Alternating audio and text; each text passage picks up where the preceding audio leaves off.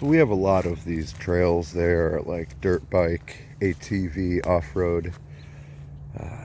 Sometimes people will ride bikes or walk them, but you can tell that trail, if you look in the center, there's a more of a bright line where the stuff is mostly dead. That's where the deer run. Now if you look at the whole thing, you can see it's a wide trail. That's from the dirt bikers and the ATVs, off-road four-wheelers. But you can see, if you look, you can notice there's that center. That's where people riding a bike will tend, or a motorbike will tend to go to the center. But you could see that little path, that will be there persistently all year. And then it turns into this. And this is not from, it looks like it would be from, oh look at that light. Very cool. It looks like it would be from vehicles, but it's not. It's hard to tell on camera, but see here, this veers off.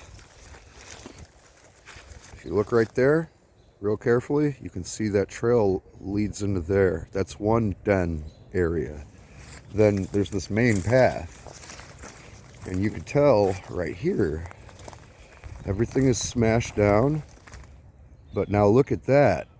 Do you notice anything way different about how that looks? That's a bed. I mean, you could, look, that looks comfy, man. Looks pretty cozy. Look at that. So yeah, you notice when you really pay attention. So then you think, well, okay, see how all the stalks are pushed down kind of like in one direction, and they're flattened like a crop circle. And you can see it does that over there. So someone was laying here, and like they will lay in little groups, and you can tell that someone was laying there, and this is where they came in. And then over here it just kind of opens up, and this was another main area, so that's why this growth never really comes back as much. But then right here you have this thick stuff. This all used to be right here, but they lay here so much. Then over here, same thing, another trail, but that's overgrown, and it has a line in the center. And if you walk down that, as you're walking here, looks normal. You really will notice. You don't see this if you're not really paying attention. You're looking at the trees, the sky, you're looking around, you're just walking. You might glance at your feet every now and then. But unless you're really paying attention, everything looks normal. Then you start to see, that's kind of weird. Everything's pushed down. And then you get to something clearly manufactured here. Something pushed this down and laid right there. So yeah, that's pretty cool. You can see how they pushed it over there too. And over here it's just growing straight up. They didn't go right there because this is their bed area. It almost looks like a little heart or a butt. Yeah, they will just get cozy in there. And one would be right there. Maybe one, yeah, right over here.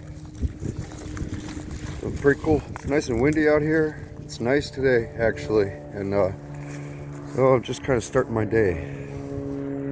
But there's a huge anthill.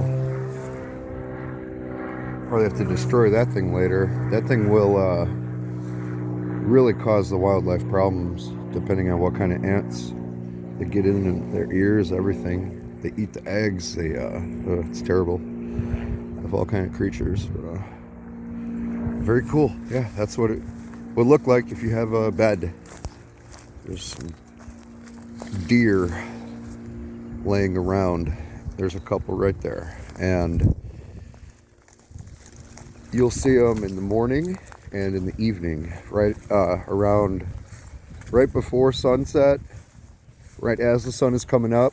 then they kind of disappear. And then, yeah, you'll find them in remote areas where they feel safe. They're very perceptive. They're constantly on guard. The tiniest little sound, they can't hear very good.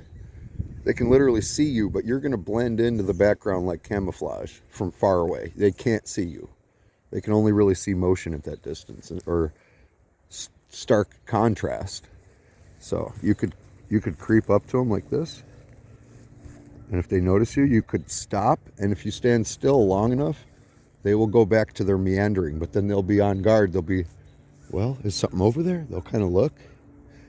And yeah, depending if they're real wild, super wild deer, or more used to humans, if they're around people, sometimes they will come around you and come around people's houses. But these ones are very difficult to capture on film, camera, or to be able to approach them or see them. So it was always a treat.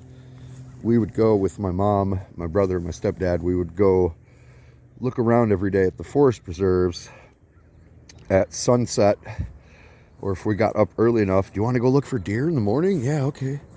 Yeah, and then we'd drive real slow and quietly, and we'd stop, like, hey, what's that over there? Oh, no, look, here, let's look, you know. We would just keep going, totally quiet, real peaceful, most peaceful times of the day. Everything is like still, and then we're driving and we come around a corner, like, wait there, stop here. And you see like 3 of them, and they're just in their natural environment, completely untouched by man. It's just like a National Geographic movie scene. And just, wow. And then they might see you. My mom would be like, hey, babies. And they would see you, look at you. Hey, we'd talk to them. So the closer you could get, or the more like an intimate location you could discover, is like really a special thing. So it's pretty cool to find this kind of a thing.